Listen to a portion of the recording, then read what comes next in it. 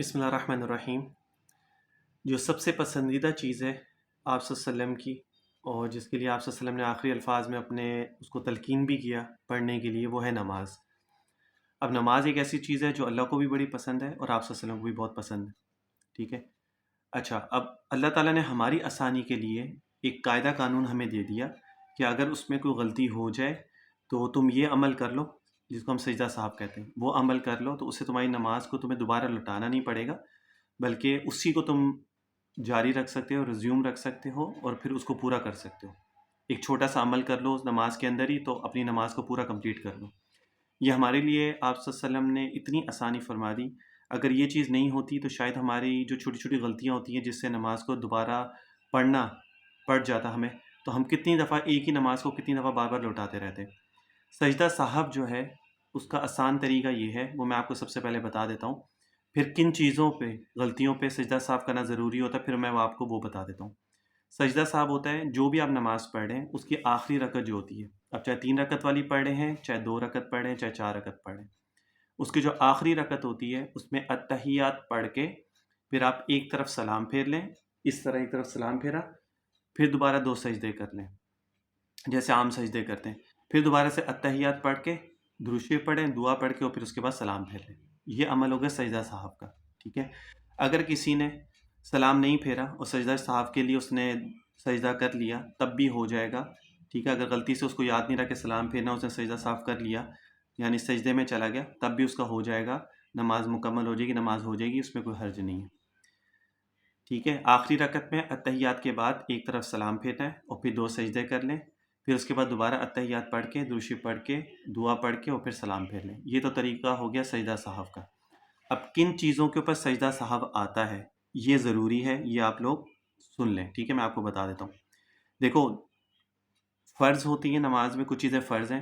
اگر ان میں سے اگر کوئی چیز رہ جاتی ہے یا غلطی ہو جاتی ہے تو اس کے لیے آپ کو نماز لوٹانا پڑے گی، اس میں سجدہ صاحب نہیں ہوگا۔ جو واجب چیزیں ہوتی ہیں اس میں سجدہ صاحب ہوتا ہے اگر اس میں سے کوئی کمی رہ جاتی ہے۔ اب واجب چیزیں کون سی ہیں وہ میں آپ کو بتا دیتا ہوں جس میں سجدہ صاحب ہے، ٹھیک ہے۔ فرض نمازوں کی پہلی 2 رکعتوں کو قرات کے لیے مقرر کرنا، یعنی فرض نمازوں کی جو پہلی 2 رکعتیں اس میں قرات کرنا، قرات سورۃ الفاتحہ سورہ پڑھنا، اگر اس میں سے کوئی رہ گئی تو اس میں سجدہ صاحب ہوگا۔ نمبر 2، یہ تقریباً کوئی 13 ہیں، واجب جو نماز کے اندر وہ 13 ہیں جس کے اوپر سجدہ صاحب آتا ہے اگر اس میں سے کوئی بھی غلطی رہ جاتی ہے تو۔ اچھا، دوسرا اس میں فرض نمازوں کی پہلی 2 رکعتوں میں، یعنی فرض نماز کی پہلی 2 رکعت میں اور واجب اور سنت اور نفل نمازوں کی تمام رکعتوں میں سورۃ الفاتحہ کے بعد کوئی بھی سورہ یا 1 یا 2 سورہ یا 3 آیتوں والی ایک سورہ پڑھ لیں، یعنی فرض نمازوں کی پہلی 2 رکعتوں میں اور واجب اور نفل نماز اور یا سنت نماز میں ہر رکعت میں سورۃ الفاتحہ کے بعد سورت پڑھنا، چھوٹی سورت پڑھنا تو پوری پڑھ لو، بڑی سورت ہے تو اس کو آپ آدھی بھی پڑھ سکتے ہیں، اور اگر یا 3 آیتیں پڑھنا ضروری ہے نماز کے اندر، 3 آیتوں سے کم نہیں، یا ایک آیت اتنی بڑی ہو جو 3-4 لائنوں کی ہو تو وہ بھی ایک آیت آپ پڑھ سکتے ہیں نماز کے اندر۔ 2 ہوگی تیسری سورۃ الفاتحہ کو سورہ سے پہلے پڑھنا، یعنی سورہ سے پہلے سورۃ الفاتحہ پڑھنا، اگر کوئی بھول گیا تو اس میں سجدہ صاحب کر لیں۔ اچھا، قرات اور رکوع میں سجدوں اور رکعتوں میں ترتیب قائم کرنا، یعنی پہلے کھڑے ہونا، پھر رکوع کرنا، پھر کھڑے ہونا، پھر سجدہ کرنا، یہ ترتیب سے کرنا، ٹھیک ہے۔ اگر کسی نے ترتیب نہیں صحیح رکھی تو اس میں بھی سجدہ صاحب آ جائے گا۔ اچھا، اس کے بعد جو قومہ کرنا، یعنی رکوع سے اٹھ کر سیدھے کھڑے ہونا، یعنی یہ نہیں کہ رکوع کے ساتھ ہی سجدے میں چلا گیا سیدھا کھڑا ہی نہیں ہوا، اس پہ بھی سجدہ صاحب ہوگا۔ یہ چیزیں تو ایسی ہیں کہ جو ہر انسان کرتا ہے، جو مین چیزیں اس کے اوپر تھوڑا سا آپ دھیان رکھ لیں، انشاءاللہ تعالیٰ پھر کوئی پرابلم نہیں ہوگی۔ اچھا، اس کے بعد ہے جلسہ، یعنی 2 سجدوں کے درمیان میں بیٹھنا۔ اب ایسا نہیں ہے کہ انسان سجدہ کر کے تھوڑا سا اوپر اور پھر دوبارہ سجدے میں چلا گیا، جو بہت سارے لوگ جب نماز پڑھتے ہیں تو بہت جلدی کرتے ہیں نماز میں، تو اس میں وہ سجدے کے درمیان میں جو بیٹھنا ہوتا ہے وہ صحیح مکمل پورا نہیں ہوتا، یہ غلطی ہے، ٹھیک ہے نا۔ تو یہ اس کو صحیح طریقے سے کرنا یہ ضروری ہے۔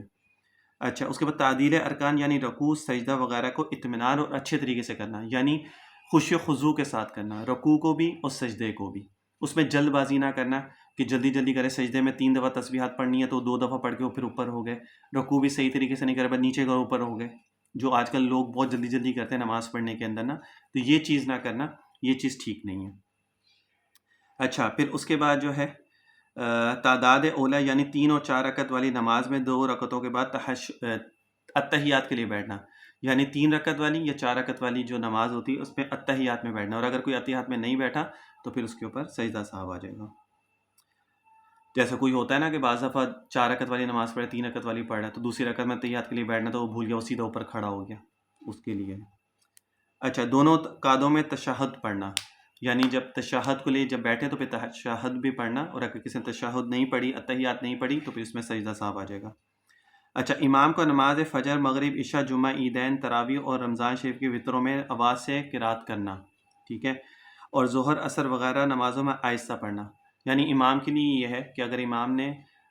جو ہے وہ نماز فجر، مغرب، عشاء اس میں اونچی آواز میں قرات کرنی ہے، اگر ہلکی آواز میں کی تو اس پہ سجدہ سہو آ جاتا ہے۔ یعنی عیدین کی نماز ہے، تراویح ہے، رمضان شریف کے وطر ہیں جو اونچی آواز میں پڑھے جاتے ہیں نا، تو اس میں سب میں اگر کسی نے نہیں کی تو اس میں سجدہ سہو آ جائے گا۔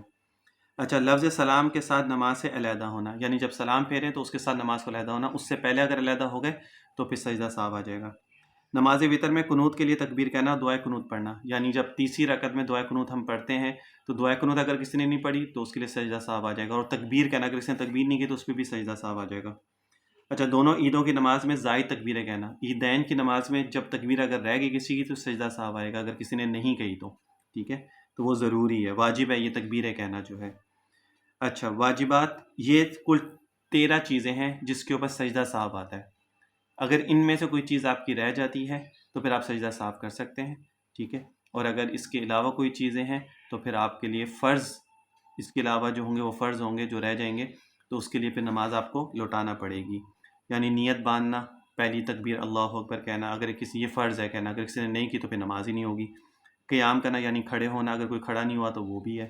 لیکن یہ اس صورت میں اگر کسی کو کوئی پرابلم ہوگی تو اگر کسی کو پرابلم ہے کوئی کمر کی یا بیماری ہے یا کوئی مسئلہ ہے تو وہ پھر بیٹھ کے بھی نیت باندھ سکتا ہے، ادروائز بغیر کسی عذر کے اگر بیٹھ کے کوئی نیت باندھے تو نماز نہیں ہوگی۔ قرآن پاک کی 3 چھوٹی آیتیں پڑھنا یا ایک بڑی آیت پڑھنا یہ فرض ہے، اگر کوئی نہیں پڑھتا تو نماز لوٹانی پڑے گی۔ رکوع کرنا، 2 سجدے کرنا یہ فرض ہے، اگر اس میں سے کوئی چیز چھوڑ دیتے ہیں تو پھر نماز دوبارہ لوٹانا پڑے گی۔ آخری رکعت میں اتنی دیر بیٹھنا جتنی دیر اتحیات کے لیے بیٹھا جاتا ہے، یہ فرض ہے، ٹھیک ہے۔ تو یہ 6 فرض ہیں، اس کے علاوہ تقریباً ساری چیزیں جو ہیں وہ واجبات میں آتی ہیں، اس میں سے اگر کوئی چیز رہ جاتی ہے تو پھر انسان کو سجدہ صاف کرنا پڑے گا، اور سجدہ صاف کا طریقہ میں نے آپ لوگوں کو بتا دیا ہے کہ آخری رکعت میں اتحیات پڑھ کے ایک طرف سلام پھیرو اور پھر 2 سجدے کر لو، اور پھر اس کے بعد دوبارہ اتحیات پڑھ کے اور دوسری دعا پڑھ کے اور پھر دونوں طرف سلام پھیرو۔ یہ نماز کے اندر ہی ہوگا، نماز سے الگ نہیں ہے۔ اگر کسی نے ایک طرف سلام نہیں پھیرا اور سجدہ کر دیا تب بھی اس کی ہو جائے گی نماز، اس میں کوئی حرج نہیں ہوگا۔